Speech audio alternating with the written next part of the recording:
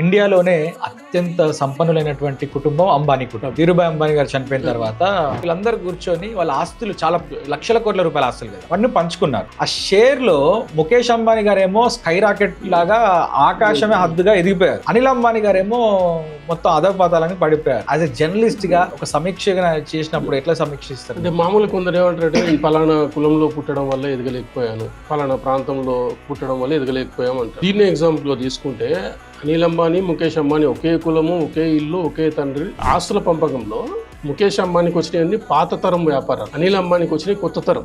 వీళ్ళకి వచ్చినాయంటే telecommunication, mutual funds, finance, ఇలాంటివన్నీ కొత్త వ్యాపారాలు. ఇవన్నీ ఇతనికి వచ్చాయి. అతనికి వచ్చినాయి ఏంటంటే పెట్రోలియం అవి వచ్చాయి, పాత తరం వ్యాపారాలు అవన్నీ. జియో పెట్టేటప్పుడు 2 లక్షల కోట్లు పెట్టుబడి పెట్టారు. అంటే ఏంటంటే ఒక 10 సంవత్సరాల తర్వాత ఏం జరుగుతుందని గ్రహించి నువ్వు ఆ రంగంలోకి ఇప్పుడు పోతే నిలబడుతుంది. తమ్ముడు ఏంటంటే స్టైలు, సినిమా యాక్టర్, సినిమాలు తీశాడు. నీకెందుకు?